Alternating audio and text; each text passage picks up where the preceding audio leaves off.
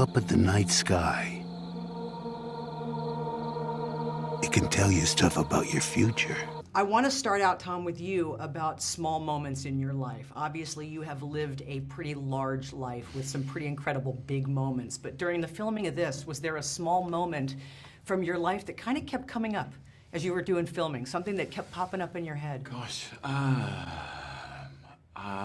was there, during filming, was there a small moment? I mean, there were so many small moments that took place during filming. Like, the dance sequence was the first day. Day one for Mike, day one for me. And in the week before that, we were rehearsing in this little dance studio in a mall somewhere in Fairhope, Alabama. You know, and it was next to like some sort of like restaurant takeout and a nail salon.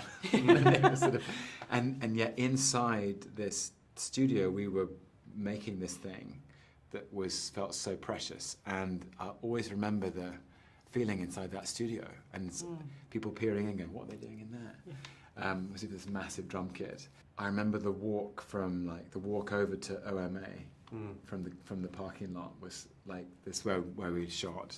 It was all in Alabama, and so we were right there with on the bay, and like the drive was extraordinary. I'd never seen that water before, and there's some of these drives to set during like the very, very first light of the day and the way the sun would come through the trees, and it was very, very atmospheric and evocative and beautiful, and I really remember that. Like, glad you were able to appreciate all of that. Yeah. This film makes you do that. It makes you appreciate the small moments. How about for you? Was there something from your life, a small moment that kind of kept popping up? Well, you know, it's interesting, you know, you're wearing the Blockbuster shirt. There's a scene in the movie where Benjamin Pajak and Mia Sara are sitting and watching Blockbuster tapes and kind of going through dance movies.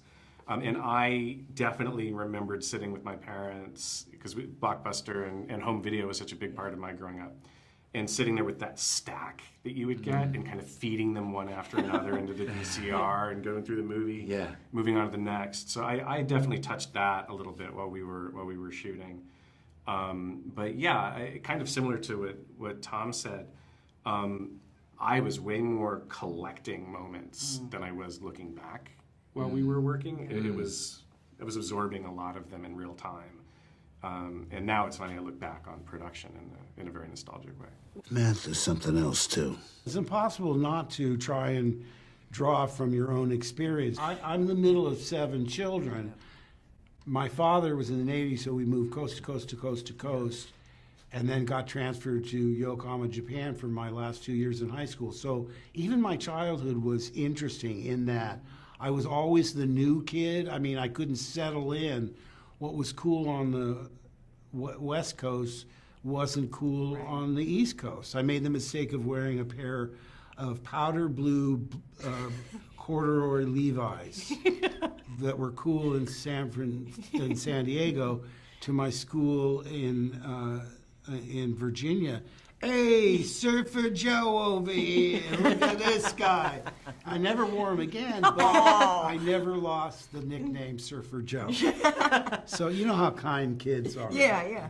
The film, aside from being an affirmation of life, is showing the audience that what seems insignificant or trivial can be really important, pivotal moments in your overall life.